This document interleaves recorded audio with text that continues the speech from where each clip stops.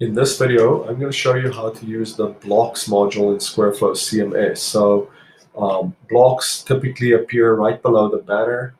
Here we're looking at the Nyama Catering website, and they've got 4 blocks that draw your attention to the contact page or to their brochure, their services page, and their taster days sign up. So blocks are very important because on a mobile device they tend to be easy to click on. They also will sometimes tend to be the first thing you see when you go to the website on mobile devices, because a lot of times we'll just hide the banner depending on the site. So blocks are very important in that regard. They can be set up to be either icon based, which is what you can see here, or they could be set up to be image based. So in this case, for Crawford Homes, we have image based blocks instead of the icons. A third scenario would be image based. However, the client only uploads images, so their images contain design like wording or whatever in it, and then they don't have a title and a description below the block. So if we just go back to Crawford Homes, you'll see there's a title and a description below the image. And then with these icon-based blocks, there's also a title and description. So this is definitely the most popular scenario that we have. Then the second most popular would be this setup, and then third would be this. The third, this setup is nice because it is visual and you get to be a little bit more expressive. You can design whatever you want. However, the downside of it is you need to have a good graphic designer or someone at least that has a keen eye for design to design your blocks.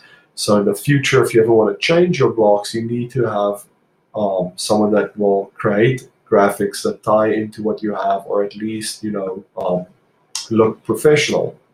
Because if you don't, then it can really mess up your own page. This setup where we have the title below the block is also quite popular because it allows you the option to just upload an image. So you can just upload a simple stock image and then put the title, type the title in the CMS and put in a description. So it's a little bit easier. You don't necessarily have to get a graphic designer to help out. If you do want to create a graphic such as this, where this for sale sign was like, this image was constructed basically, it wasn't an actual photo, then you're going to need someone to help with that. Or if you want to do something like this where there's a graphic in the image, then you're still going to need help with that. What's really nice about the icon setup is that you don't need any professional graphic design help or anything like that. You simply go into the blocks module. So I'm currently in the blocks module, and I'll add a new block just so you can see the ease of use. You'll see that here's a whole list of icons that you can choose. And these icons, there are hundreds of them, so it just makes it easy for a client who doesn't want to spend money on additional graphic design and who might have the need to change the icons up seasonally or at different times of the year. So that's why this is our most popular setup. And I'll be focusing on this setup, and then I'll show you how the image-based blocks are managed as well. So when you create a block, you want to give it a name. So you would give it a name that is for internal use. And why this is important is because in case you're setting up your blocks this way, where you don't have a title, it is nice to be able to see which block you're dealing with when you're looking at them in the CMS. Because if you don't fill this in, and you don't fill in a title, and you don't fill in a description, and you upload an image, then we really don't know what to call it for your own internal reference. You always want to start out by providing a name for the block. Then you can choose to provide a title or not. That's optional. You can choose to provide a description or not, and then choose your icon.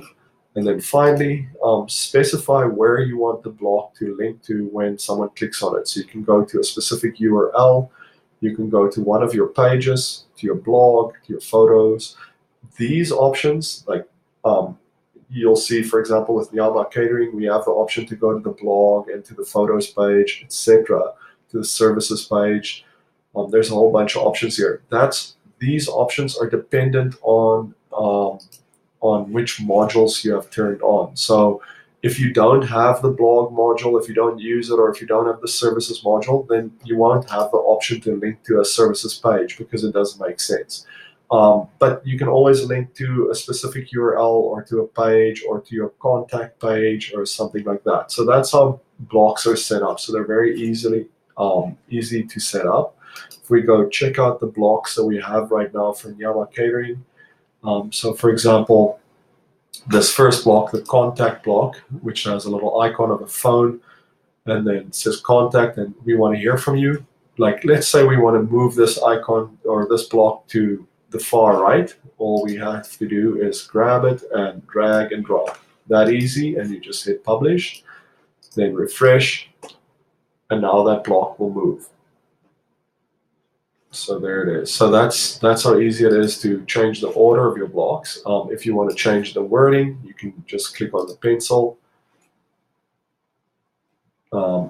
Here I'm going to say contact us instead of just contact, and I'm going to put a period below, after the word you, and I could go choose a different icon if I want.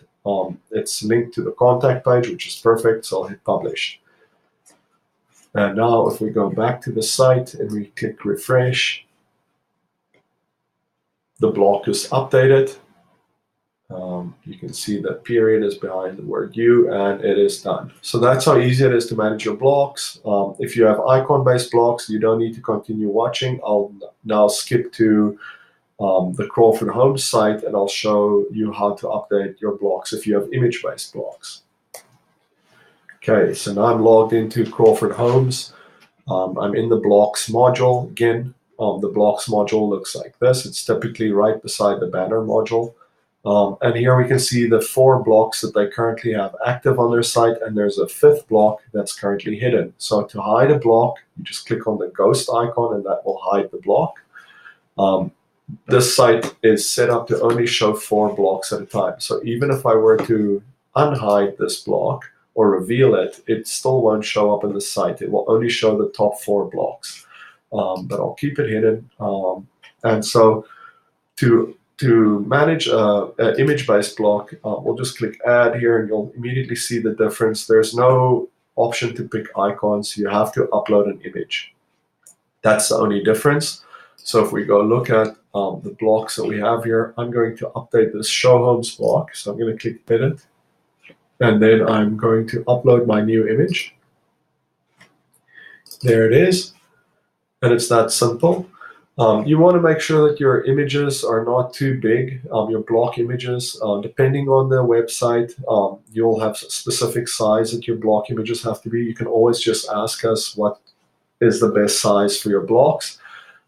If your site looks anything similar to this, or actually a good rule of thumb is you could just go and right-click, copy this image, and then open it up in Photoshop or an image manipulation program like that, and it'll show you what the size of that block is. So by the time we give you your site, you will have blocks in there, so you can just work off what we've done and use that as a guide.